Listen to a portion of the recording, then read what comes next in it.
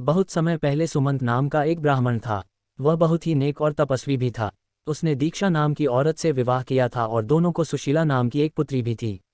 उनकी पुत्री सुशीला बहुत ही रूपवान थी, जो अपने पिता की ही तरह धार्मिक भी थी। लेकिन सुशीला जब थोड़ी बड़ी हुई तो उसकी माँ दीक्षा परलोक सिधार गई।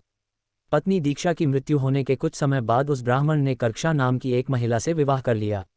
इसके कुछ समय बाद जब पुत्री सुशीला विवाह योग्य हुई तो उसका विवाह कौंडिन्य ऋषि के साथ कर दिया। विवाह में विदाई के समय जब ब्राह्मण ने अपनी दूसरी पत्नी कर्क्षा से बेटी और दामाद को कुछ देने के लिए कहा तो वह नाराज हो गई।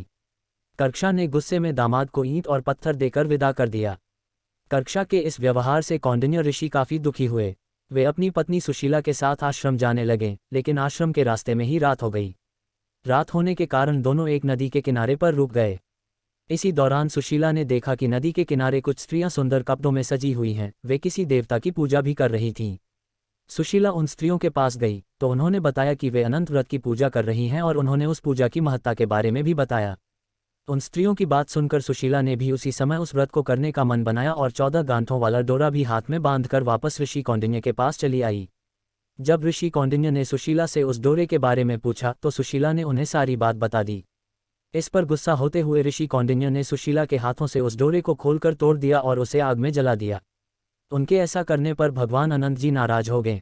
इसकी वजह से ऋषि कौंडिन्य की सारी संपत्ति खत्म हो गई और वह कुछ ही समय में बहुत गरीब हो गए। इससे ऋषि कौंडिन्य बहुत ही दुखी रहने लगे। एक दिन उन्होंने अपनी इस गरीबी के बारे में अपनी पत्नी सुशीला से पूछा तो सुशीला ने बताया कि यह भगवान अनंत का अपमान करने के कारण हो रहा है। उन्हें वह डोरा भी नहीं जलाना चाहिए था। पत्नी सुशीला की बात सुनकर ऋषि कौंडिन्य को अपनी गलती का एहसास हो गया। इसका पश्चाताप करने के लिए वे तुरंत उसी जंगल में गए और अनंत डोरे की खोज करने लगे। कई दिनों तक वह जंगल में भटके, लेकिन उन्हें अनंत डोरा नहीं मिला। एक दिन जंगल में वो बेहोश होकर गिर गए। तभी उसके सामने भगवान अनंत प्रकट हुए। उन्होंने ऋषि कौंडिन्य से कहा, हे कौंडिन्य, तुमने अनजाने में ही सही लेकिन मेरा अपमान किया था।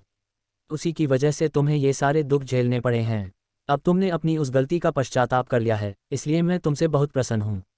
मैं तुम्हें वरदान भी देता हूँ कि जब तुम घर जाकर पूरे विधि विधान से मेरा अनंत व्रत करोगे तो अगले 14 सालों में तुम्हारे सारे कष्ट दूर हो जाएंगे।